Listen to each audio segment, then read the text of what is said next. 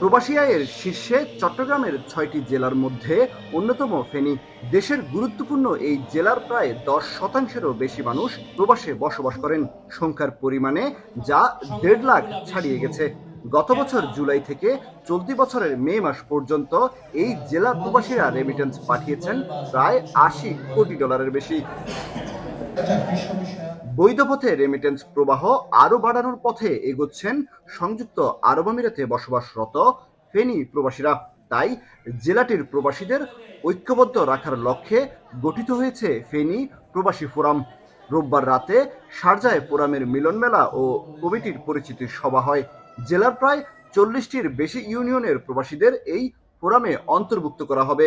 আমাদের ফেনী প্রবাসীর মধ্যে কেউ যদি শারীরিকভাবে অসুস্থ হন, আর আর্থিক অবস্থা যদি দুর্বল হয়, সেক্ষেত্রে আমরা ফেনী প্রবাসী ফোরাম থেকে যতটুকু সম্ভব তাকে অর্থনৈতিকভাবে সহযোগিতা এবং অন্যান্যভাবে যেভাবে সহযোগিতা করা যায় আমরা চেষ্টা করব।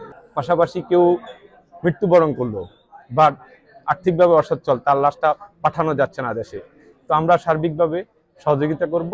অবৈধ পথে কোনো রেমিটেন্স নয়, আমাদের বাংলাদেশের যে বৈধ পথ, আমাদের সরকারের যে বৈধ পথ করেছেন, সেই পথেই আমরা ইনশাল্লাহ রেমিটেন্সের জন্য মানুষকে উদ্বুদ্ধ করব। কমিউনিটির নেতারা বলছেন, প্রবাসে জেলা উপজেলা ভিত্তিক এসব সংগঠন প্রবাসী বাংলাদেশিদের যেমন সহযোগিতা করে, তেমনি দেশের যে কোনো প্রাকৃতিক দুর্যোগে সবার আগে আর্থিক সহায়তা নিয়ে এগিয়ে আসে। এই সংগঠনগুলো যদি সত্যিকার অর্থে সুসংগঠিত হয় এবং সুন্দরভাবে তাদের কার্যক্রম পরিচালনা করে, তাহলে এতে করে বাংলাদেশের এবং প্রবাসের সকল মানুষই উপকৃত হবে। অনুষ্ঠানের শুরুতে ৩ উপদেষ্টা সহ ১৭ জন বিশিষ্ট আহ্বায়ক কমিটি ঘোষণা করা হয়। পরে আলোচনা সভা, সংগঠনের সদস্যদের বিশেষ সম্মাননা, শিশু কিশোরদের প্রতিযোগিতা, র্যাফেল ড্র ও পুরস্কার বিতরণী আয়োজনে ভিন্নমাত্রা যোগ করে।